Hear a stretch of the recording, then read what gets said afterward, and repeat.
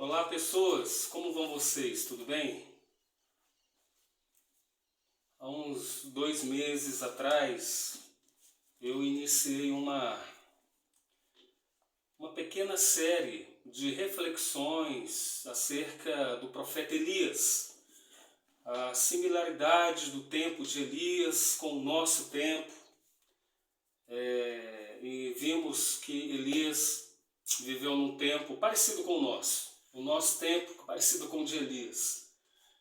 O bipartidarismo político, a nação dividida, né, de uma maneira bipartidária, assim, radical, onde abundavam os maus governos, os maus governantes, a religião estava sendo usada, manipulada em favor dos desejos do rei, né, dos caprichos do rei. Havia uma fome imensa, havia a estiagem, uma crise hídrica fortíssima naquele contexto do profeta Elias. E de repente Elias tem que aprender a viver aquele momento, tem que discernir, ouvir a voz do Senhor e tentar ser homem de Deus, profeta de Deus para aquele momento, para aquela circunstância. Vemos que a maneira do Senhor, de Deus, sustentar o seu profeta foi de uma maneira completamente diferente daquela que a gente conhece, daquela maneira que a gente poderia buscar e entender. Por exemplo, ele foi um homem que aprendeu a depender de Deus, em meio à escassez, em meio à crise, em meio à corrupção, em meio a uma religião pagã que estava inserida no meio do povo de Deus. Ele teve que ser sustentado por corvos, por ribeirinhos de água. Deus o coloca na casa de uma viúva, não é na casa dos generais, não é da casa dos ricos, dos poderosos, é de alguém que precisava de sustento. E a partir da presença do profeta Elias, um milagre de multiplicação acontece naquela circunstância, acontece naquela casa, na vida daquela viúva.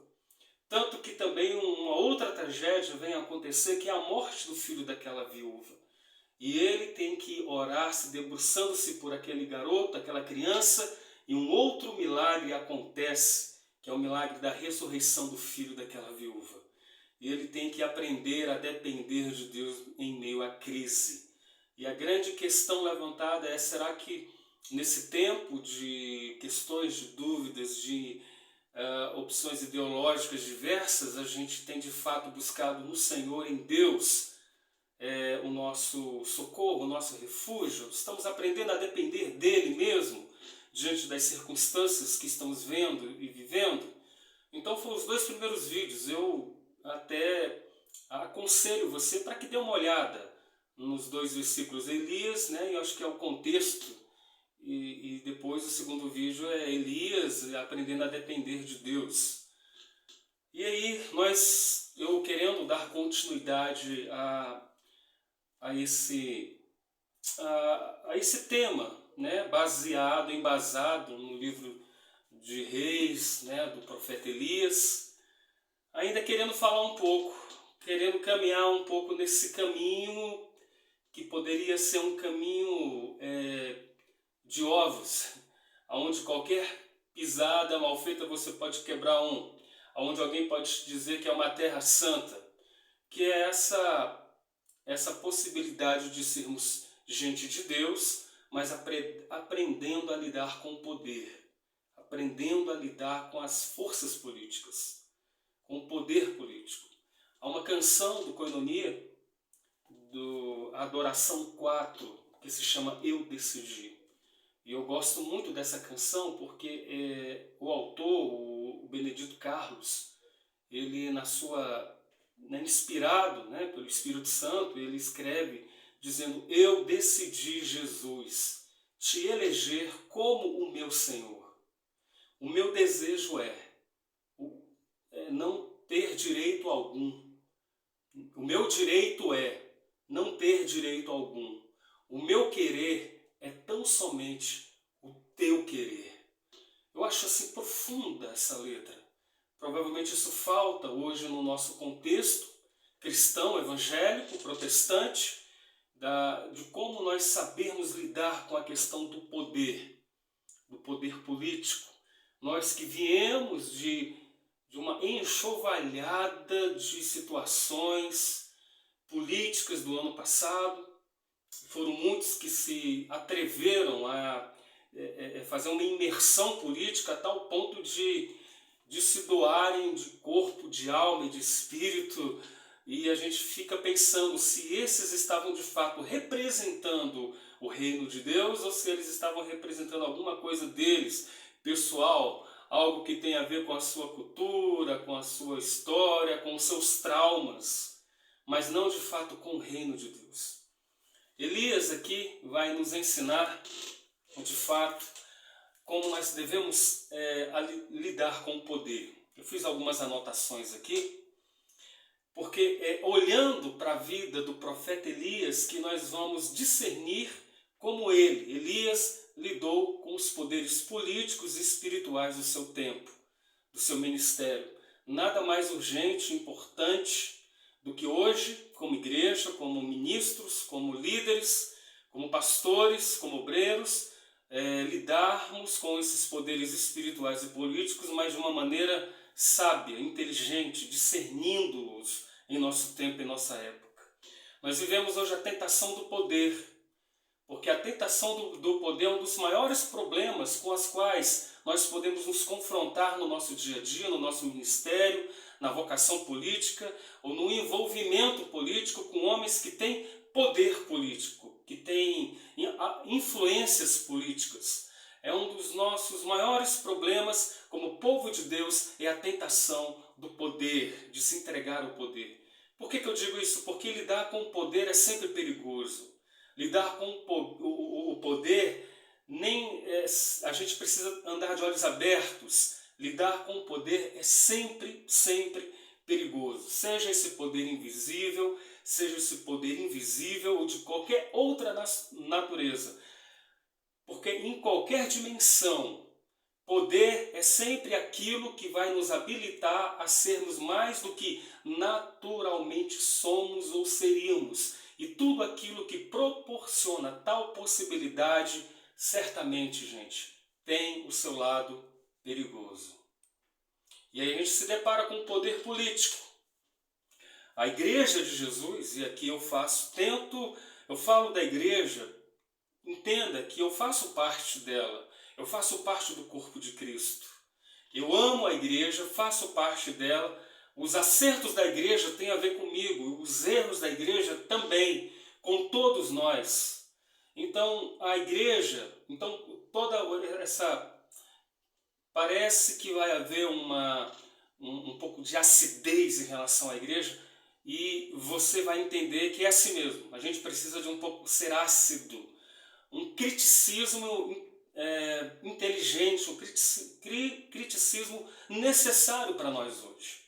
A igreja em nosso país, ela tem uma tendência a desenvolver uma relação completamente ambígua com o poder político. A grandeza numérica da igreja evangélica, ela tornou-se um dos seus maiores inimigos. Porque na maioria da mente dos líderes cristãos, você ser um líder influente, um líder importante, um líder que aos olhos do povo é um líder com êxito, tem a ver necessariamente com o crescimento numérico dos seus membros, da sua igreja.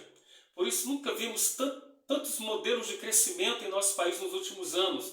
Por quê? Porque nós queremos crescer, crescer e crescer. Porém, percebemos que o crescimento não veio acompanhado da qualidade do reino de Deus. Qualidade de sermos de fato sal da terra, luz do mundo. Por isso, nessa perspectiva, o crescimento numérico da igreja evangélica tornou-se um dos seus maiores inimigos. E essa grandeza se tornou esse inimigo porque ela é alienada, ela é cética, ela é sem cabeça e quase que burra. Porque ela se permite favorecer por qualquer tipo de manipulação. Repito, essa igreja sem ética, sem perspectiva centrada no reino de Deus, ela se permite ser manipulada por qualquer tipo de força, inclusive a política. Então, quando o poder político percebe a grandeza numérica da igreja evangélica e quer fazer uso dessa presença, eles sabem muito bem como nos comprar. Eles sabem muito bem como dar ofertas que sejam tentadoras para a nossa vida. Isso é uma oferta do poder político. E muitos anos para cá, não é de agora, é 10, 15, 20, 30 anos para cá, a história da igreja cristã evangélica vai nos mostrar que nós nos vendemos facilmente. Quase como uma prostituta que faz o que o outro deseja em troca de favores do dinheiro, do capital. Nós nos vendemos facilmente por promessas de recursos financeiros. Gente, quantos pastores se corromperam, se deixaram perverter por causa de promessas de terrenos? Vou te dar um terreno, eu vou te dar um espaço, eu vou favorecer a sua igreja. São terrenos para construções de templos, são favores, quase naquele estilo, tudo isto te darei se prostrado você me adorar. Tudo isso eu faço para você, se você me apoiar, se você me der seu púlpito, se você me der voz, se você me der presença, tudo isso eu te darei. E aí a gente poderia dizer, não, mas a causa é para o reino de Deus, é um templo para o reino de Deus, é uma igreja que vai ser construída, são recursos financeiros para a obra de Deus. Mas eu deixo te dizer uma coisa, nada é para a glória de Deus se é feito de fato sem verdade, sem transparência, sem coerência, sem integridade. Deus não tem nenhum compromisso em abençoar algo feito para Ele, se essa coisa feita para Ele não carregar verdade, não carregar essência, essa transparência. E poder político, percebendo a nossa presença, eles querem nos manipular. Eles sabem que o nosso voto decide eleições.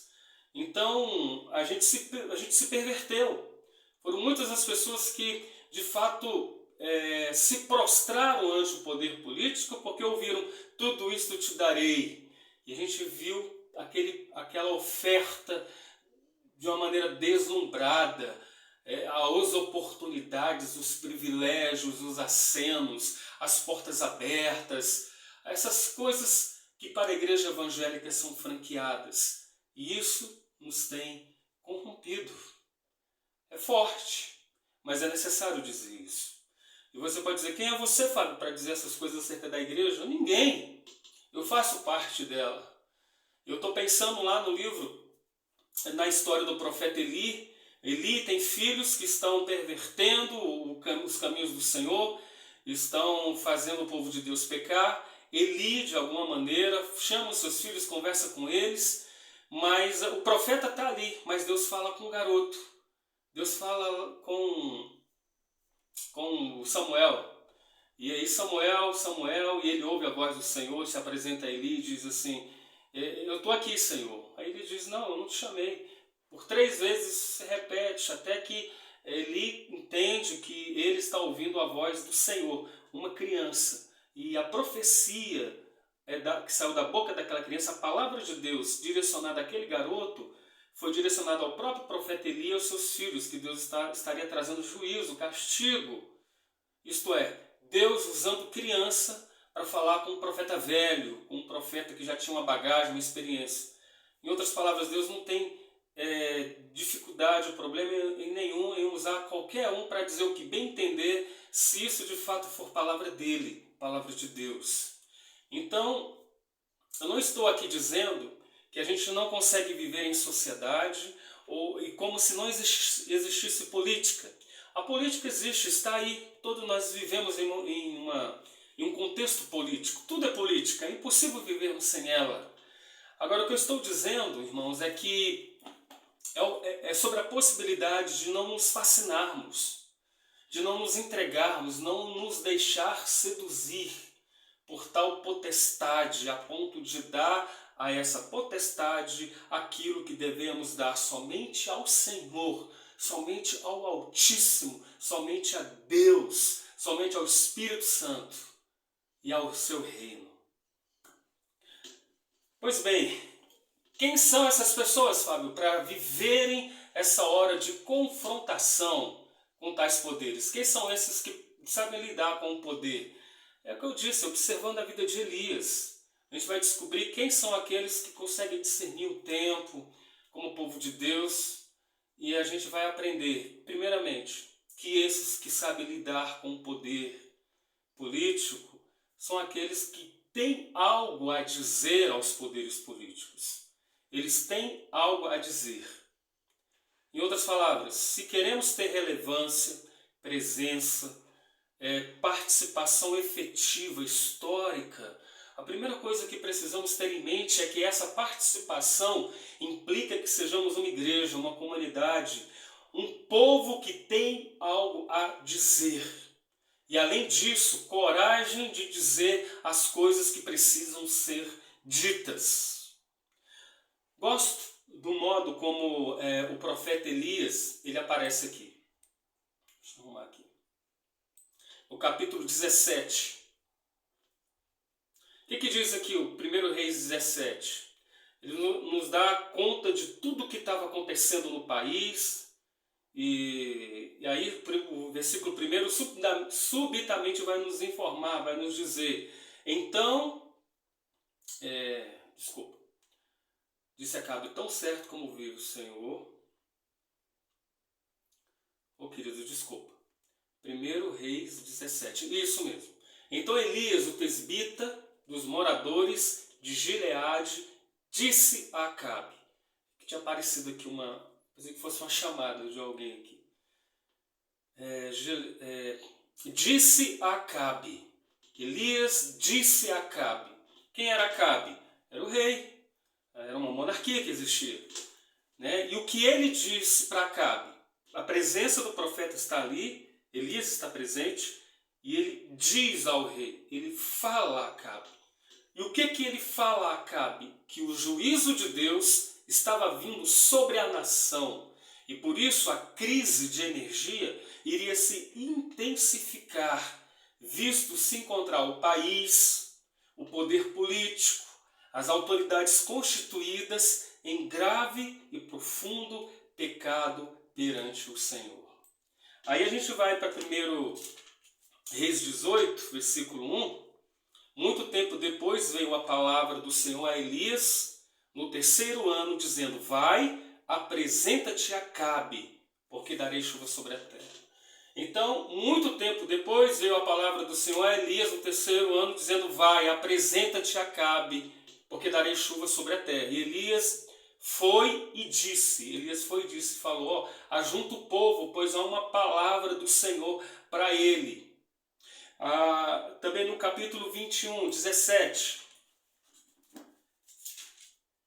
21, 17 diz assim, então veio a palavra do Senhor a Elias, o tesbita, dizendo, mais uma vez, fica claro, aí a gente percebe, como fica claro que o homem, a mulher, o povo de Deus, na sua totalidade, tem que ter alguma coisa a dizer diante da iniquidade pessoal e particular do rei.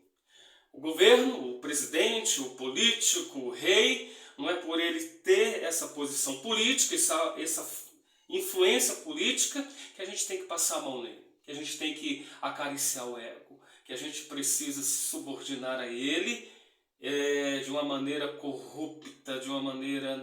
Não, nada disso. Fica claro que nós como igreja, povo de Deus, tem que haver uma palavra de Deus que saia da nossa boca, confrontando essas autoridades constituídas. Parece-me tremendo o que a palavra de Deus está nos dizendo, porque sempre é tremendo, porque sempre é assim. Veio a palavra de Deus a Elias, né, dizendo o quê? Que os caprichos de Acabe, que ele usara a religião, ainda mais nesse contexto, os caprichos de Acabe, que havia usado a religião e manipulara o poder religioso para fins particulares, eliminando a vida do inocente, não ficariam impunes. Lembra lá do profeta também que foi falar com Davi após o adultério dele? Né? Davi era o rei, mas ele não foi lá para ter papo, qualquer tipo de conversa, ele foi para levar uma mensagem de Deus confrontadora. Ainda que a instituição, nesse contexto aqui de Elias, nesse contexto, ainda que a instituição religiosa estivesse de mãos dadas com o Estado, e pode, porque a gente aprende que a gente anda com o poder político de uma maneira saudável, mas ainda que eles andem de mãos dadas, a instituição religiosa e o Estado, o poder político, ainda assim havia alguém ali, independente, que não era de direita, que não era de esquerda, que não era de centro, que não estava defendendo nenhuma causa política. Ele estava completamente ouvindo a voz de Deus que dizia e ele obedecia. Havia alguém ali presente dizendo e com coragem de se levantar e dizer: assim diz o Senhor. Aí uma olhada para o nosso cenário evangélico que nos circunda e vai nos levar a afirmar que o nosso ativismo profético, político, não tem quase nada a ver com essa preocupação ao fato de se estar falando em nome de Deus ou de Deus mesmo estar falando através de nós. Não há nenhuma preocupação se Deus está junto ou não na ação feita por nós em seu nome. Por que eu digo isso? Porque a gente pode muitas vezes falar em nome de Deus que não seja palavra de Deus. Podemos falar em nome dele, mas não ser de fato a palavra dele. Eu falo apenas em nome de Deus. Mas falar em nome de Deus necessariamente não significa que eu estou falando a palavra de Deus. Porque falar em nome de Deus qualquer um fala. Qualquer um pode advogar que está falando em nome dele. Eu quero saber se estamos falando o que Deus nos ordenou a falar. Se estamos debaixo da palavra dele.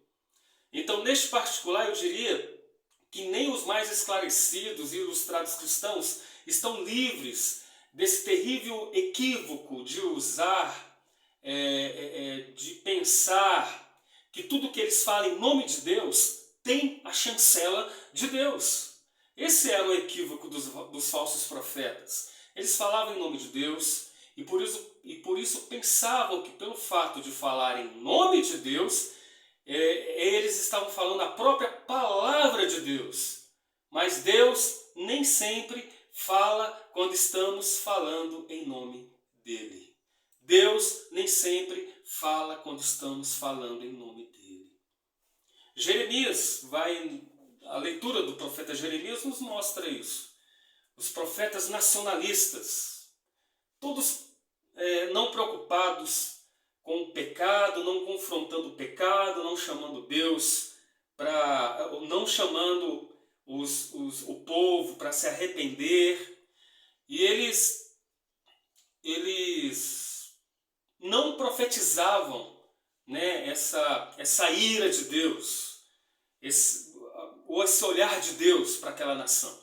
Jeremias está ali, dizendo: olha, eu estou profetizando, e se vocês não se arrependerem, virá um inimigo, esse império poderoso vai castigar vocês serão levados como escravos, vocês serão levados para o exílio. Porque Jeremias entendia que o opressor poderia ser instrumento de Deus para trazer juízo. Só que os falsos profetas, esses nacionalistas, eles apenas consideravam Jeremias um traidor do povo, vendido ao opressor, inimigo do sonho de libertação da nação. Mas Jeremias sabia que enquanto Israel estivesse sendo oprimido pelos babilônios, isso poderia ser um instrumento de cura para eles, para o povo. Segundo Jeremias, Deus não estava apenas preocupado, ou ficaria preocupado com a realidade de Israel como povo oprimido. Deus também estava preocupado com a realidade de Israel enquanto povo idólatra. Então, a julgar pela história de Jeremias e de outros textos, a gente percebe que Deus estava mais interessado em curar Israel de sua idolatria, no qual ele sempre vivera, sempre foi o problema de Israel, idolatria, prostituição. Deus estava mais interessado em curá-los dessa idolatria do que poupá-los da opressão, do exílio. Por quê? Porque foi o exílio que curou a doença idolátrica de Israel. O exílio curou a doença idolátrica de Israel. É forte isso. Então a gente vê que a gente vive num mundo ainda mais ambíguo do que nós imaginamos. Se fosse o nosso contexto de hoje, a gente iria dizer que Jeremias era inimigo do povo de Deus, tramando contra a nação, se envolvendo com os inimigos daqueles que queriam a nação plena, limpa, moralmente, enfim. A gente culparia Jeremias, a gente estaria do lado dos falsos profetas. Tenho certeza que sim. Então a gente tem algo a dizer, a igreja tem algo a dizer. A gente tem algo a dizer aos poderes constituídos. A gente observa a vida de Elias. Descobrimos que aqueles que não se rendem, não se fascinam diante das ofertas do poder político, são aqueles que têm algo a dizer aos poderes constituídos. Se queremos ter relevância, participação histórica efetiva, eu repito isso, a primeira coisa que temos que ter em mente é essa participação enquanto igreja na nossa sociedade, como um povo que tem algo a dizer, a proclamar, a falar, coragem de dizer aquilo que Deus nos ordena a falar. Ok? Vou tomar uma água aqui, já volto. Pronto. Então temos algo a dizer aos poderes constituídos. Nós vemos lá no capítulo 17, nós já vimos como é que ele teve algo a dizer. Ele fala a Acabe, o juízo de Deus está vindo sobre a nação, por isso essa energia hídrica, a seca, uma estiagem, vai acontecer, vai se intensificar, porque as autoridades constituídas estão pecando contra o Senhor. Nós vemos como o homem e a mulher de Deus têm algo a dizer todos os dias. Precisamos dar uma olhada sempre no nosso cenário cristão, evangélico, para a gente entender como é que Deus quer nos usar, como é que Deus quer falar com a gente, como é que Deus quer nos tratar. Eu vou fazer a segunda parte, já estamos aí com quase meia hora, não quero que isso fique tão extenso. Então, quando a gente encontra o poder político, a gente se fascina diante dele, a gente se entrega diante dele por causa dos acenos, das ofertas, por causa daquilo que pode vir a nós, ou a gente aprende a ser como Elias, sabendo depender de Deus, ouvindo a voz de Deus, falando aquilo que Deus nos ordena dizer, colocando o poder unicamente debaixo do único poder soberano que existe, que é o poder de Deus, que é o senhorio dele. Eu acho que estamos vivendo um momento em que, acredito, tenho certeza que estamos vivendo um momento em que a gente tem que fazer conforme a canção de início. Eu decidi, Jesus, te eleger como meu Senhor. Elege o Senhor, Cristo, como teu Senhor, como aquele que governa sobre sua vida. Te eleger como meu Senhor. O meu direito o meu direito não é o direito do outro, o meu direito não é defender aquela. O meu direito é não ter direito algum. O meu querer é somente o teu querer. É debaixo do teu querer que o meu querer se submete. Debaixo da tua autoridade. Estamos pecando contra o Senhor. Podemos estar debaixo de maldição. Porque estamos dando aos homens, a ideologias políticas, aquilo que deveria ser entregue somente a Deus. E Ele vai nos cobrar isso. Ele vai cobrar isso de nós. Esse boleto um dia pode chegar. Preguei um tempo atrás sobre 1 Samuel 18, onde eles escolheram um rei e eles estavam desprezando Deus. Mas essa mensagem também pode nos levar à compreensão de que a gente pode hoje, a partir de hoje, dizer: Senhor, se o meu coração, se o centro do meu coração não é o teu reino, não é a sua pessoa, se eu fui, se eu estou cheio de ideologias políticas, eu quero dar descarga disso agora. Quero que esse dejeto saia do meu coração, para que se estabeleça o teu senhorio, a tua verdade, a tua justiça, a tua equidade. Só existe uma nação melhor se houverem homens e mulheres de Deus melhores, transformados, até melhor dizendo. Enquanto eu esperar pela política fazer alguma coisa, eu vou ficar aqui parado esperando. A palavra de Deus diz que eu não preciso ficar sentado esperando. Eu posso ser a política de Deus no mundo, a ação de Deus, o sal da terra, a luz do mundo. Pois bem, aqui sobre essa questão do poder, a igreja e Elias, né? No caso Elias, a sua maneira de se lidar com o poder instituído.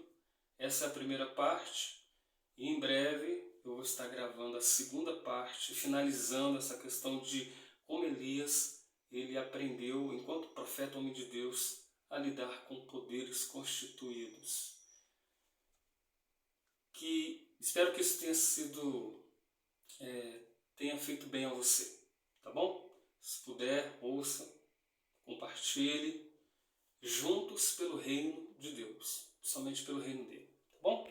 Receba meu carinho, meu abraço.